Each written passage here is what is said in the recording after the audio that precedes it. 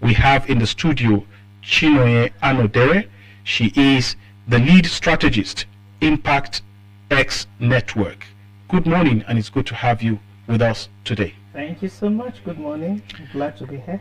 All right, let's start from Impact X Network. What do you do at Impact X Network? All right, Impact X Network, I think I'll have to go as far back as what actually led to the creation of Impact X Network. So I became an entrepreneur in 2010, and it was birthed out of the need to improve the financial state of my family. I needed to augment what my husband was bringing in, The kids had started coming in and the finances became very tight. So I became a distributor, and I ran that for a couple of years. But in all of that, I was making money here, but then the money I was making was just for myself and my family. And I entered personal development circle, and I realized that what actually matters isn't the amount of money you're making, but the number of lives you're impacting. And if you're a business person, a distributor, whatever sales and whatever it is you're doing, and you're making money, and you remove that money, there's a limit to what you can remove, because there's only so much you can do. If you don't take care, you're going to eat into your capital. So I needed to find how I'll be able to make that money and be able to impact lives, And that led me into the connected economy. But while I was there, I championed a lot of courses that had to do with women, and I realized something peculiar about women, and the need to actually help them improve their financial stability. So Impact X Network was actually launched to be a springboard for that. What we do is we look at them and, what you have in your hands. What can we produce with what you have in your hands? Everybody has skills, whether we like it or not. Nobody is useless in the sense of it. So we look at what you have, and then with whatever suits your personality, we'll be able to build a business out of it, and then still continue to mentor you to financial stability. So Impact X Network handles both youths and women, but the actual need for that is to help with personal development area, and then channel that into building financial stability for them. Because whether you like it or not, if you're hungry, you may not even be able to read. So why don't you, give the lessons and the knowledge, and then channel it in such a way that their finances are stable, and then in turn will be able to help people around them as well. So for how long have you been in existence now as a network? Impact X Network was launched 2023 January. Yeah, but what led to that? We've been into the personal development sector for 5 to 7 years now, but that's as it is called, Impact X Network was bettered 2023 January. That's last year. So how has the journey been so far? Yeah, it's been a very interesting journey. At times when you want to set out, there is something about knowing the actual cost of doing something. At times we tend to, underscore the cost. And when you now get into it, what keeps you going becomes the passion and whatever it was that led into that. It's been an interesting journey. So far, so good. We have 2 products we've produced so far. Yeah, we have the Limitless Woman that was launched January this year, and it's for women who want to rediscover themselves, to reinvent themselves. We teach you how to do that, and the book helps you as well in doing that. And the other thing we've launched is a course called the CEO Chick. Okay. And the CEO Chick is basically there to help you build a 7-figure business, like I said, doing what suits your personality.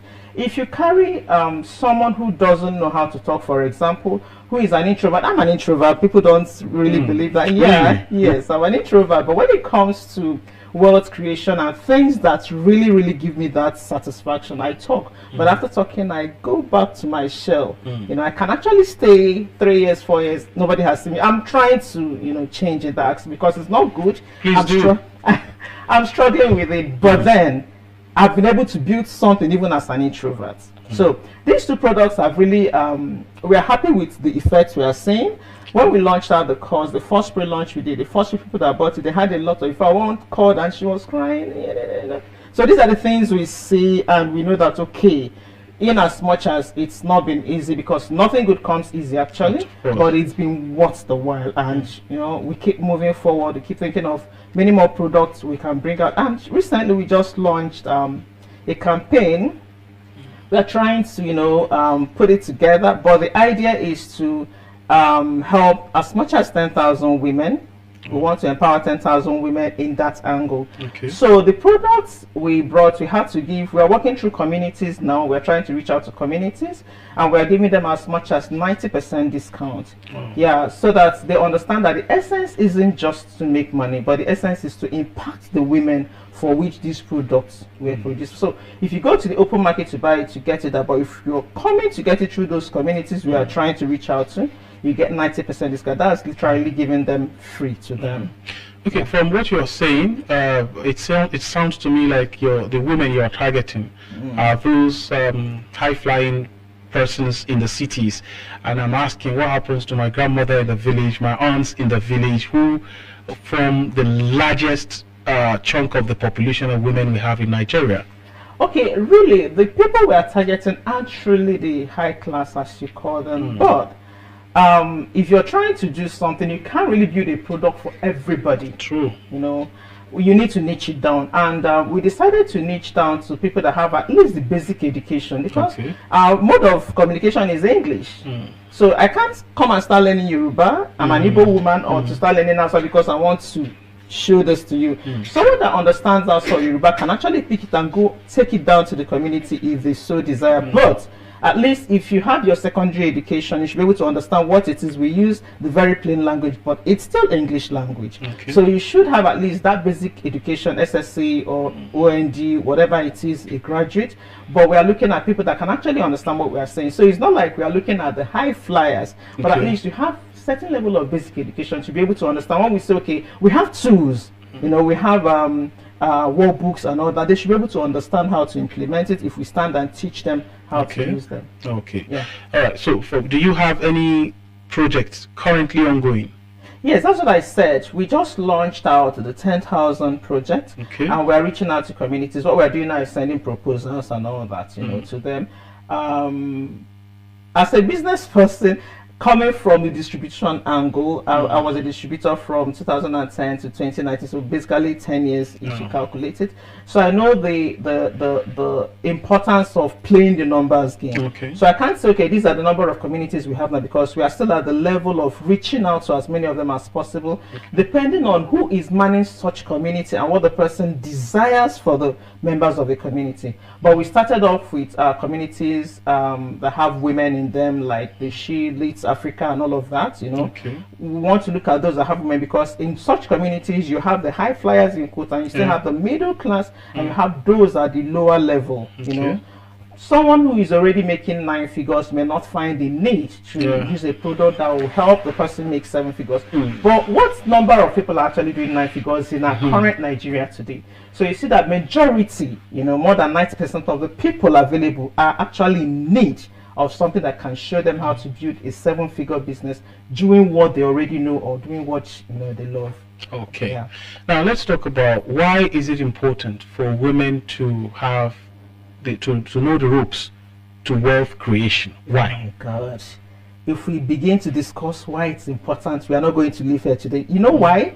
When I entered the connected economy, we were taught not to, you know, associate ourselves sentimentally. You're supposed to dissociate yourself from the outcome, but I couldn't do that. You know, you have someone come into the business and, you know, this person struggled to make payments, and is hoping for so and so to happen within so and so number of, you know, months or so. And if it doesn't come, you know that at the back of your mind, this person doesn't have the money to eat, and the need cannot be overemphasized. You know why? There are certain sayings that people say, and we just say them on the peripheral. We don't think deeply about it. They always say, "Empower a woman, empower a nation." What does that actually mean? You know, have you actually sat down to say, what does this mean? Because a woman, when I talk to women, when a child is hungry, the child sucks at the mother's wrapper, not the father's trouser. I know how it was when I was forced into entrepreneurship. Maybe I'll use my story to explain that, why you understand why it is important that as many women as possible find their financial stability. Because when you don't have that, that is when they begin to use that word liability, and I dislike it a lot, because the resilience we have, I don't want to argue with that, but the resilience we have as women cannot be compared to what the men have. I totally agree with you on that. There God. won't be any arguments on that. I totally agree. Thank God somebody agrees. But when I used to work in a bank, you know, I was forced to resign when I had my third baby. That was 2010. But it wasn't a difficult situation, a difficult decision for me to take, because my husband was doing well, or so I thought. You know, he was deploying visas. He was one of the first people to bring inverters and all that, solar power, solar energy into Abuja and all that. So he was doing good. And I said, guy, let us invest. He said, internet is not going anywhere. Internet didn't go anywhere, but how internet is deployed in Nigeria changed. So when I had my third baby, I was given that 1 month maternity leave, and I took the option of quitting. When I quit the job, 3 to 4 months into that era, my husband's business crashed. So I could pay school fees easily, you know, nothing was a problem. Started having issues to the extent that I had to withdraw 2 of my, I have 3 kids. The first 2, I had to remove them from where they were going, took them to a school where, you know, I could afford, you know, to have sign on that ticket and all of that. So we're managing. And I know that I was the worst hit during that period. Okay. My husband would go out, he's a responsible man, but he wouldn't come back until he has gotten something. You'll be calling him, where are you? Say, I've not gotten. But you, as the woman, you're the one sitting with the children in the house. And children don't know. Yes! You're the one seeing that they're hungry. You're the one feeling the pain. No, the man will provide, but when it comes to feeling the brunt of that financial instability, financial crisis in the home, it falls squarely on the woman. And what actually pushed me into entrepreneurship was my newborn baby. When a baby needs food, a baby must get food. Definitely. If you're a father, you know what I mean by lactation, the flow of the breast milk. If a woman is anxious, a woman does not lactate easily. So that period I was anxious, anxiety set in, so I couldn't lactate easily, so I could not do exclusive breastfeeding. You know, when you go for programs at antenatal, they say one of the advantages of this is that it's cheap. You don't get to understand until you're in need of that lactation and it doesn't come. So this Friday, my baby was beside me crying, and not because the diaper was soaked, the baby was hungry.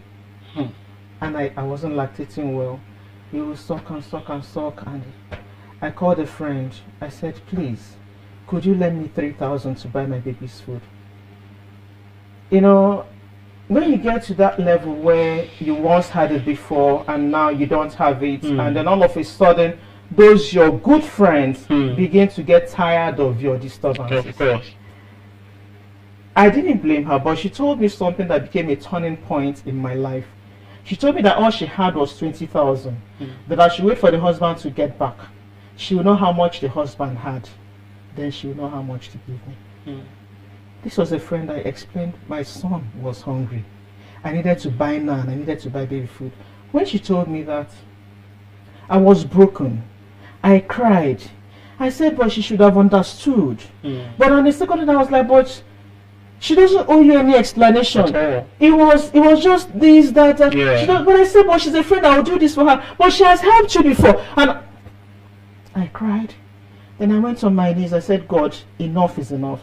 What do I have to do? I took 3 decisions that day. I hope I can remember them. I said I was never going to work with any man again because I was angry with the bank. I said they put me in this mess. If they hadn't made me resign forcefully, more or less, I wouldn't have been in this mess. Secondly, I decided to take my destiny in my hands.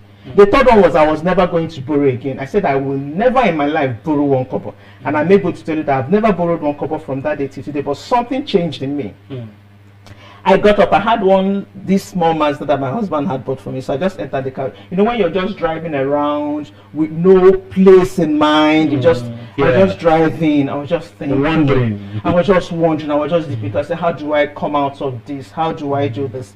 I entered a bookstore. I was looking for things I could do. You know, I was hungry. If a woman has not gotten to that level where you say enough is enough, if you have not, I call that the turning point. If you have not gotten to that, you keep making excuses for yourself. True. I was coming out. We're living in Kubwa then. I don't know if the woman is still there. It's been years.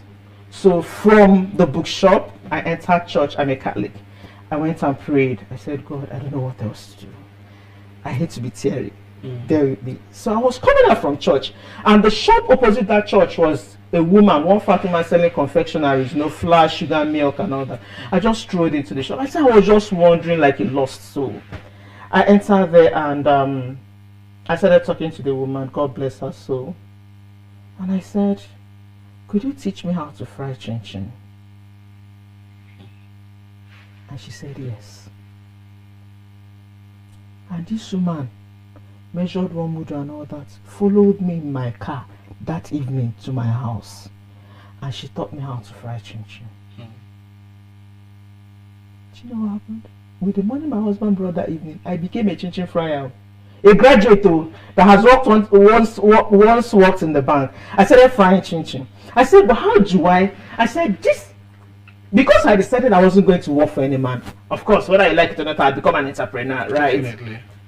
So I was frying chin chin. I needed to give it a name. I was becoming interested and very excited about it. It was an interesting thing for me because I had not done any form of business before. I like class. I needed to give it a name. You know, we were just growing like that. My husband will come back, join me. I bought a silly machine. I think I bought it 6,000 then. You know, with the money that was coming in, I'll be doing. He will seal. I'll take to the supermarket. At times, I'll use bike in a nylon. I'll just take. They'll buy. I'll get 2,000, 3,000. I'll come back. Something had started to happen. It wasn't about the money. It was about the mindset. Yes. It was about the growth process. It was about the belief system. And that's why when I tell people, when I talk to women, the first thing you need to conquer in wealth creation is your mindset. Do you believe you can? Because if you don't believe you can, you're not going to achieve anything. Someone said if you can't make that money in your mind, it's not going to enter your pockets, no matter how hard you try. So I wasn't looking at myself as a chin chin fryer. I was already looking at it as a company. You know, I called it Omega Confectionaries. I went to Area 10. My husband had an office in Area 10, so I knew those printers, and I bought small nylon, and they printed it there. Swag now. I'll put the thing inside, and I'll go and supply. I grew that business, and I started frying quarter bag of flour a day. From one mudu. Yes. Within a short period, because I was hungry. My kids needed to eat. And that was when Kubwa used to have hold up, you know, bad road. Yeah. So I was looking for how to sell, because it's one thing to make, it's another thing to sell. One thing I didn't do was tell family and friends, neighbors I was doing that. I didn't want anybody to come and owe me. I wanted to run it as a company.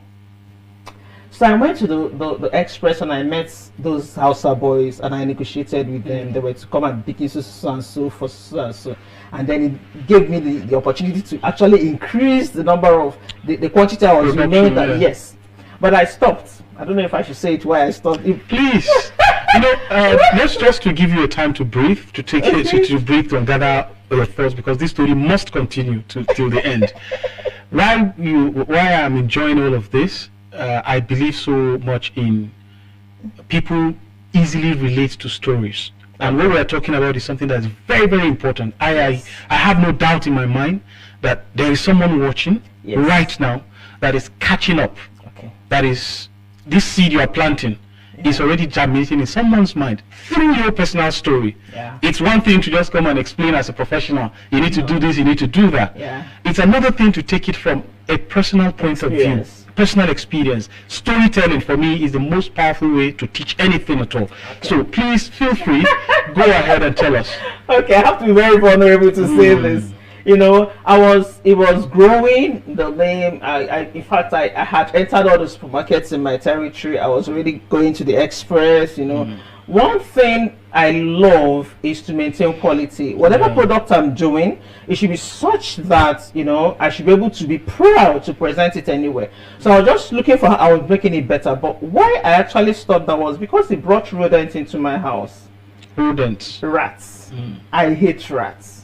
So it ate the net and came in. Why I knew I wasn't going to go far with that.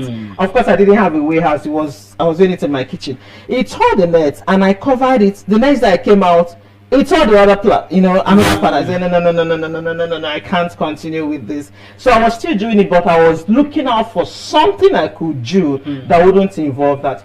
And something happened. It has always helped me. I tell people that you don't need to have an empty conversation. If I'm discussing with you, there must be something I'll pick from it. If I chat you a couple of times and nothing is coming out, I will not. Sorry, but no sorry, because if it's not adding to me, my belief is it's taken away from me. Definitely. So most of the things I've done were ideas I got when I was talking with people. So when I was thinking about that, one day I was talking with my husband, And he said his friend Tony said noodles business was very lucrative and all that. Because I was already hungry, you know, they said that when the student is ready, the teacher will appear. Definitely. You know? Because I was ready, the conversations were having different meanings for me. So when he said that, noodles, I remember that I'd done IT with May and Baker, M&B, you know, and they have noodles. I said, okay, but I had decided I wasn't going to work for anyone. So how was I going to get involved? I decided to call my boss then, but I said, can I be your distributor? You need to dream big, oh. You need to be bold enough to, you know, aspire. Someone says, my child, dream big, dreams are big. So people even in their dreams are driving Picanto. Sorry for Picanto owners, it's a small car, so I use it to give an example, you know. Dream big. I said, since I had decided not to work for anyone, how can I get into this noodles distributorship? I didn't have the money. So when I called, I was, you know how much you can make from Chin Chin, small, but I was saving, which is one of the things I'll mention when I tell you things women should note in wealth creation. So when I called him, I said, can I be your distributor? And they said they had 3 levels. They had gold, they had silver, they had bronze.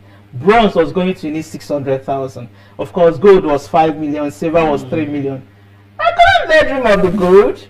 My intention was, okay, how do I gather 600,000 to become this distributor?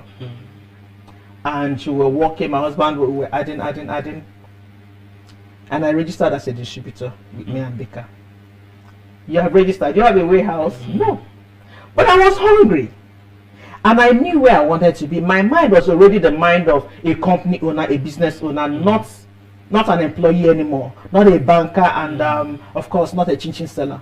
So the only thing I could do, my husband had an office at Lozumba Complex, Area 10. His office was on 2nd floor. So when I bought that first shipment, you know, with 600,000, they needed to bring it somewhere. And I pleaded with Oga.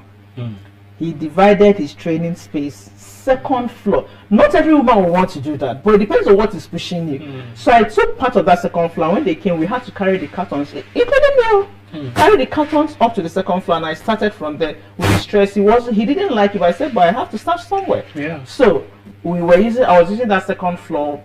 After the first year, there was one other place he got in Cuba, 1st floor. Forgotten his name, Mercy Plaza, right? If I'm not mistaken, in Cuba, it was on the 1st floor. I said, 1st floor is better than 2nd floor. Why don't I use Cuba? Cuba has population. Instead of carrying the product from Gariki and you're going back to sell in Cuba, because I was doing all of that shortly. So I took over that. He removed his equipment and I stayed at that 1st floor. I can still picture our conversations. Can I be mentioning the things while I'm talking? Please. Fantastic. So the first one I already mentioned, it's your mindset. Yes. I already mentioned it. The second thing I will talk about is financial intelligence. Now, I had that office on that 1st floor.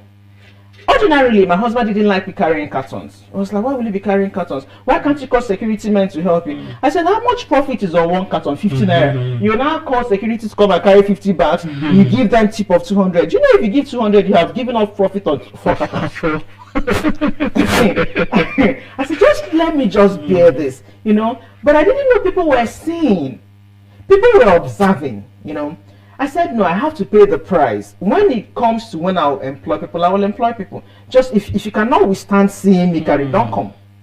So he wasn't really coming to my office because he didn't like it. He was always complaining. I said, if you come, you have to join me and carry cartons. So the security man can say, madam, let's help you. You're helping me, I won't have to give you a tip, you know, but I'll carry most of the cartons. I was doing that until I employed my first storekeeper. You know, and what helped me was that my father was a distributor then, you know, a C-World PZ. So from time to time I'll ask him, I said, Daddy, he would tell me. So I had him as a fallback person. So I know all these are very vital points. Falling back to experience. Yes. Picking from those who have walked the road before. Yes. Because something happened. Even though I started at the bronze level, I couldn't buy a trailer load. Okay. A trailer load took like 3,000. And then a carton was 1,000 then. So that 600,000 gave me 600 cartons of the small one, 70 gram. Okay. So what I was doing then was I will finish selling and I'll wait for another person to finish selling that maybe was at the bronze level too. And together we would combine and buy. And then the manager, then God bless his soul, I cannot talk about entrepreneurship without mentioning Mr. Val. He saw how fast I was selling and he offered credit facility to me. I was afraid. He said, no, you can do it, you know. He said he wouldn't, that he didn't like the way that I'll finish something and I'll wait for 2 weeks for another person to sell before they will merge. And he offered to give me 3,000, one truckload. One trailer load. So the problem was now, how do I sell it off fast? And the brain came to work again.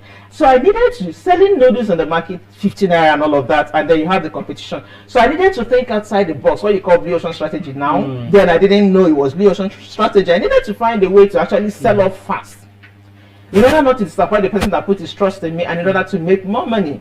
And that was when I started going to schools. I asked myself, who and who would need this product? Schools, boarding schools, it's noodles. Definitely. So what I did was, you know, go to the schools, as many of them as possible, which is the third lesson I'm going to bring down. It's controversial, but I tell people that lack of capital should never be a hindrance. Lack of capital is not a reason why you shouldn't start a business. In fact, lack of capital does not exist. There is nothing like you don't have money to start a business. That you don't have money to start a business should be the reason why you should start a Yes, business. there is nothing like that. But you say people, I don't have the money. No, how hungry are you? How do you want it? I needed to sell. I didn't have the money. Okay, I'll give you another example. I went to these schools, and these schools started buying. Once you can buy 200, 300, 500, 700, 1,000 cartons at a go. So I created that space, and other distributors were not going to schools, so I could mark up. I tell you how much I was marking up. I could mark up more than 200%, 300%, 400%. So the profit was high, but I needed to do something at least to make them gain something. So I started giving them credit facility, you know. So if you're instead of 15 naira, you're adding 500 naira for someone, you should be able to allow the person. So it was a case of, you know, you don't have to just be that rigid. You're a business person. If the person can go to the market and buy it at 1,000, but they have to pay. But then I'm giving you 1,500, and I can allow you a month or 2 months to pay. Which one do you think? No, use the money and do other things. But I know that because they are schools, my money was secure. So you need to apply wisdom like that and play the So why I said that lack of money is never a hindrance. You need to be able to think outside the box. When I started giving them these noodles, I started doing 3 trailers, and I became a major distributor for the company. They were just. So you went from bronze to.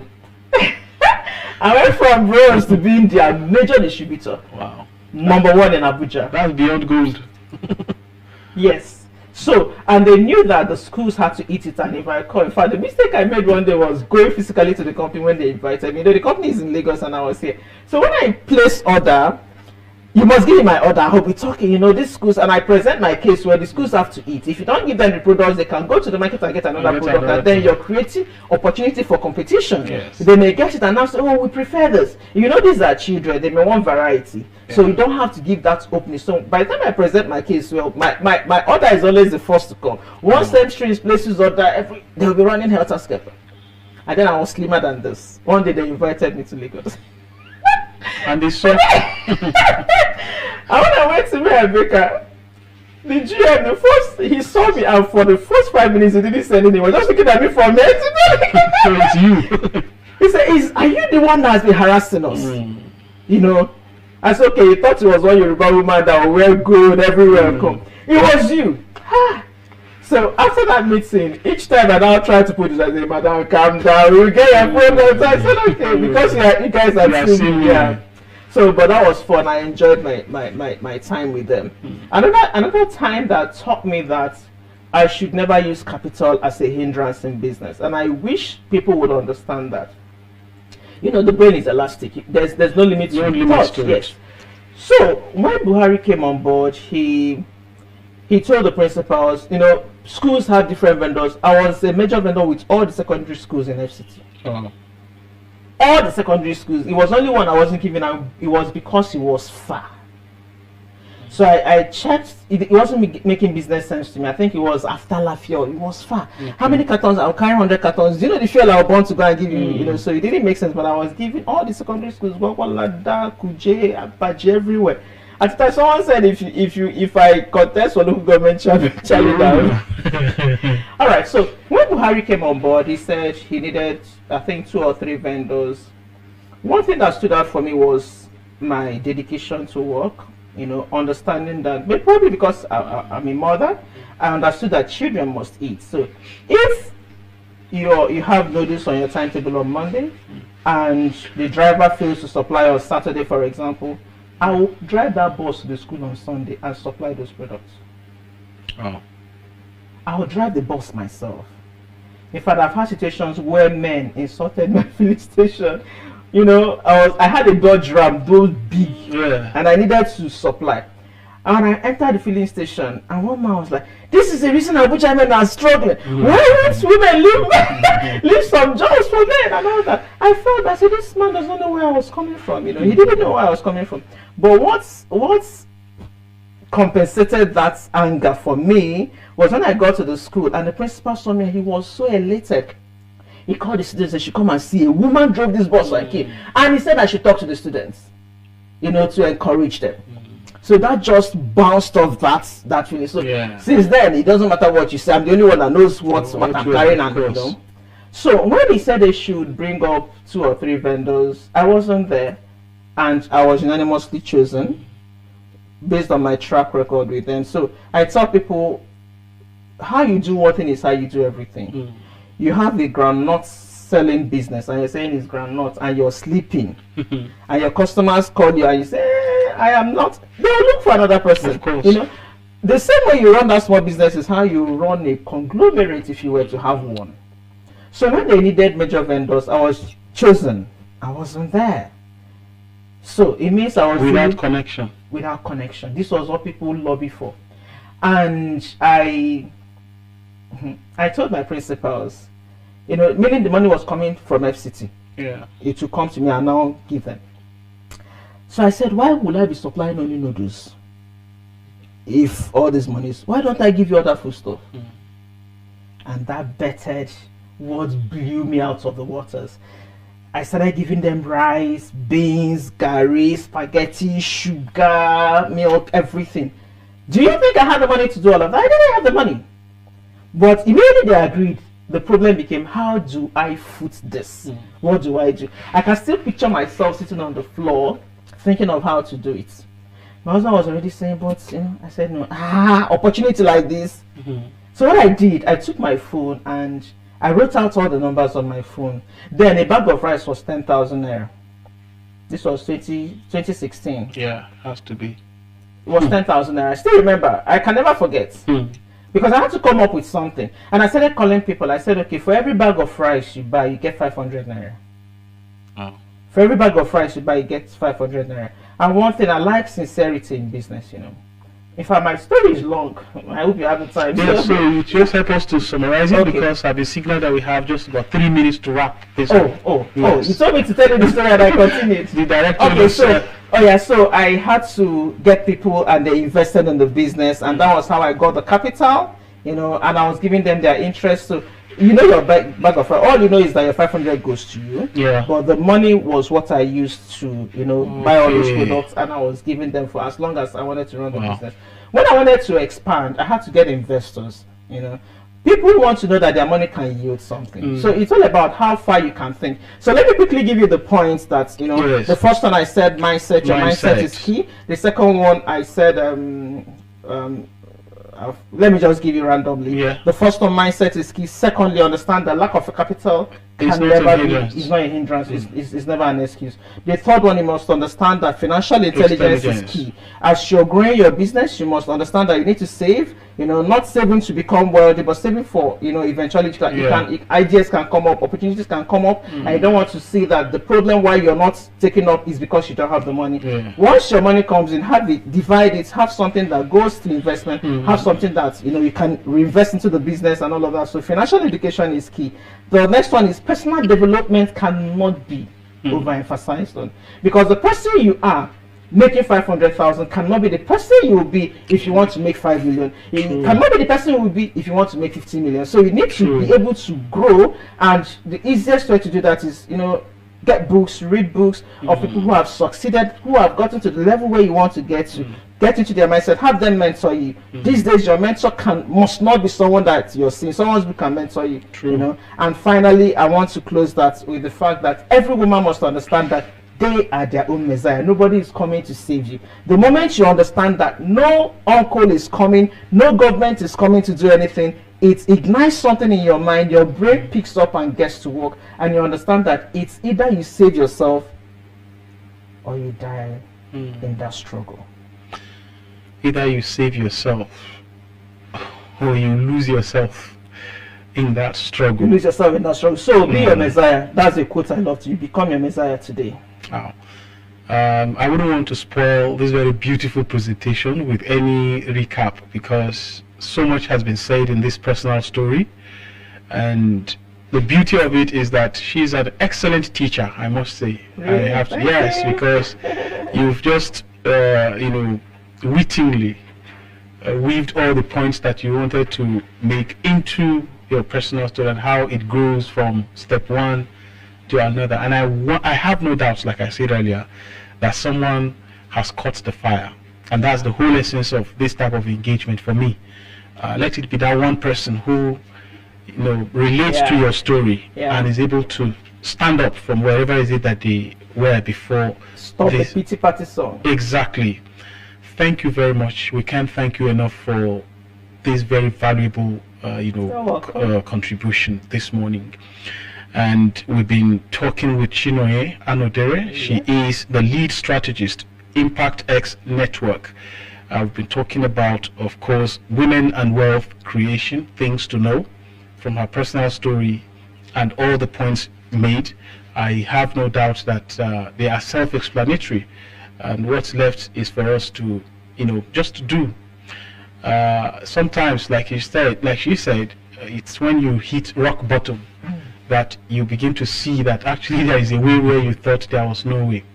Thank you very much for being an inspiration this morning. You're welcome. And for all that you are doing. We can only continue to wish you all the best. Thank you.